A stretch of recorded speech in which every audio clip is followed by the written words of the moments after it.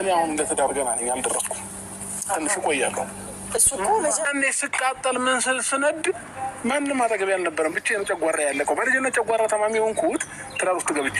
ሰላም ጤና ይስጥልኝ ወደ የተከበራችሁ ቤተሰቦች እንዴት ናችሁ? ያለው እግዚአብሔር ይመስገን። እንግዲህ መግቢያ ላይ እንደሰማችሁት አብርሽ ትዳር የጀመርኩት ለትዳር ሳልደርስ ነው።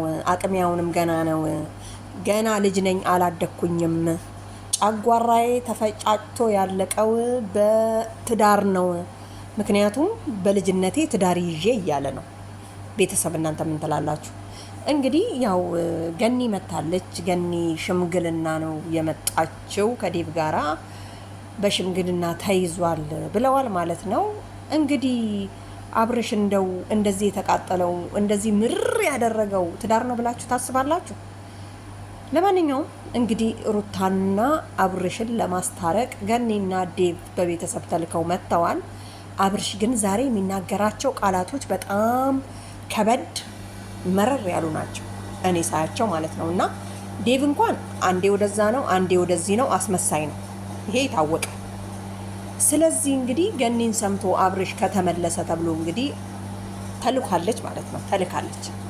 ለማንኛውም አብርሽ የሚለው ነገር እውነት ነው ወይስ አይደለም ነው ጥያቄ። እንግዲህ ገኒ ምንድን ያለችው፣ እኛ የመጣ ነው የእናንተን ደስታ ፈልገን ነው፣ ልጃችሁን በጋራ እንድታሳድጉ እናንተ ደስ ብሏችሁ እንደምትኖሩ ለማድረግ ነው፣ የቻልነውን ያህል እናደርጋለን ብለን ከቤተሰብ የመጣ ነው ብላለች ማለት ነው። እንግዲህ ከቤተሰብ እስከ ተላካችሁ ድረስ ትሻላላችሁ ተብላችሁ። ዴቭማ ድሮም አብሮ እየታገለ ነበረ፣ ግን ዴቭ ቀጥተኛ መስመር የለውም። አንዴ ወደዚህ አንዴ ወደዚህ ያዘነብላል አይደል ቤተሰብ? እኔ እንደዛ ነው የሚመስለኝ። እንግዲህ ሩታዬም አንድ ቃል ተናግራለች። እኔም ብዙ ነገር ብየዋቃለሁ፣ አብረን እናሳድግ አብረን እንኖር ብየዋለሁ። ምክንያቱም ይቅርታ ሁሉ ጎንበስ ብዬ ጠይቄው ነበረ፣ ግን አብርሽ አልሰማኝም ብላለች ማለት ነው። እና ሩታ ተጸጽታ ከተመለሰች እንግዲህ አብርሽ ደግሞ ሳላቅ ነው በዛን ሰዓት የገባሁት ብሎ ምርር እያለ ነው የሚገኘው ማለት ነው። እና እንዴት እናደርግ? እኔ ግን አንድ ያልገባኝ ነገር አብርሽ፣ እናንተ በቤተሰብ ጨርሳችሁ ነው የመጣችሁት። እኔና እሷ ገና እየተያየን ነው። መተያየት የሚባል ነገር አለ። ልጅ ከወለድክ በኋላ ነው እንዴ መተያየት የሚባል ነገር መኖሩት? እዚያ ለጋራ ተው አብርሽ፣ ተውተው።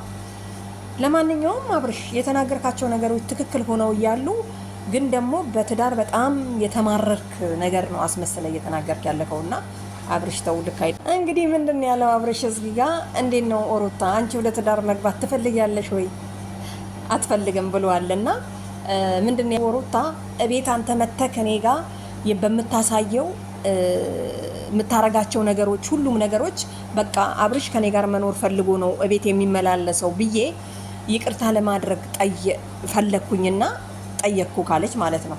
እንግዲህ ምንድን ያለው እኔ አንቺ ጋር ከትዳር ለመኖር አብሬ ለመኖር ብዬ ያሳየውት ነገር ምንድን ነው? ሩታ ተይ ግን አትዋሺ አለ ማለት ነው። አብርሽ ተው እንጂ አንዳንዴ ደግሞ ያዝ ማድረግ አለበት። ለማንኛውም አብርሽ የዛሬው ይለያል ማለት ነው። ምንድን ያለው አንቺ ሴት ልጅ ስለሆንሽ እድሜሽ ሊያሳስብሽ ይችላል፣ እኔ ግን ወንድ ነኝ ገና ነኝ፣ ስለዚህ ማግባት ትችያለሽ ብሏል ማለት ነው። እኔን አትጠብቂኝ፣ እኔ ራሴ ታይም አለኝ። በቃ የሴት ላይፍ ትንሽ ማሳለፍ ነበረብኝ፣ ሳላሳለፍ ነው ትዳር ውስጥ የገባሁት። ስለዚህ ወደ ድሮዬ ወደ ልጅነቴ ተመልሼ ላይፌን ቀጭቼ እንደገና ወደ ትዳር እመጣለሁ። እስከዛ ካልጠበቅሽኝ ማግባት ትችያለሽ ብለዋል ማለት ነው። ኧረ ተው አብርሽ አይባልም።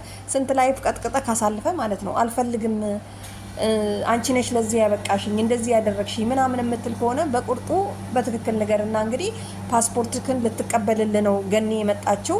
ፓስፖርቱን ተቀበል ትስጥ፣ ሄድና ተዝናናና እንደፈለግ ሆነ ተመልሰና እንግዲህ ምንም ማድረግ አይቻልም ማለት ነው።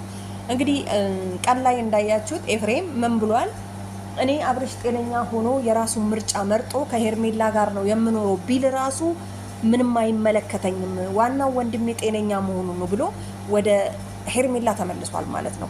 ኤፍሬም ራሱ ልብ ገዝቶ ማለት ነው። ግን አብርሽ ኤፍሬምን ከዚህ ውስጥ ማውጣት አለብን። ዛሬ ግን በጣም በቃ አይምሮክ የተነካ ነው የሚመስለኝ፣ በጣም ንዴት ውስጥ። ምክንያቱም ጨጓራዬ ሲላጥ ሲፈለጥ ማንም ከኔ ጋር አልነበረም፣ ብቻዬን ነው ስታገል ሆኜ፣ ስለዚህ ማንም ሰው ሊወስንልኝ አይችልም ብሏል አብርሽ ማለት ነው። ስለዚህ ቤተሰብ አዎ በአሁኑ ሰዓት እንግዲህ 18 ዓመት አልፎታል። ይሄ ልጅ ቤተሰብ ሊወስንለት አይችልም። ራሱን በራሱ ማስተዳደር የሚችል ጀግና ነው። ስለዚህ አብርሽ በራሱ ምርጫ መኖር አለበት። ዴቭ ደግሞ አንዴ ሩታን ስታይ ወደ ሩታ፣ ሄርሜላ ጋር ስትሆን ወደ ሄርሜላ ምናምን፣ ወደ አብርሽ ስታይ ምናምን ነገር ማለትን ታቆምና ወደ ትክክለኛ መንገድ እንዲመጣ ማድረግ አለባችሁ ማለት ነው። ገባችሁ አይደለ? ስለዚህ አብርሽ በትክክል ጥፋተኛ ሄርሜላ አይደለችም ሩታ ነች የምትል ከሆነ ለምንድን ነው በግልጽ የማትነግራት? እንግዲህ ምንድን ያለው አብርሽ ለልጄ ከሆነ አለውኝ በሚፈልገኝ ሰዓት እንደፈለገ ነገር አድርጌ ማሳደግ እችላለሁኝ። ልጅ አለኝ አልካድኩኝም። ስለዚህ ትዳር ግን ገና ነኝ አልደረስኩኝም።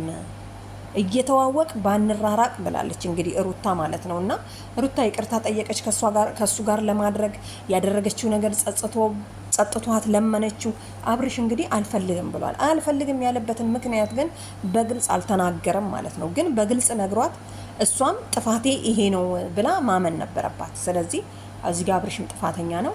ዴቭ ደግሞ ለምትናገራቸው ነገሮች ቀጥታ መንገድ ተናገር። ፓስፖርቱንም የምትመልሱለት ከሆነ ለልጁ መልሱለትና ይንካው። በቃ ወደ ፈለገበት እኛም ካለን እንቀበላለን።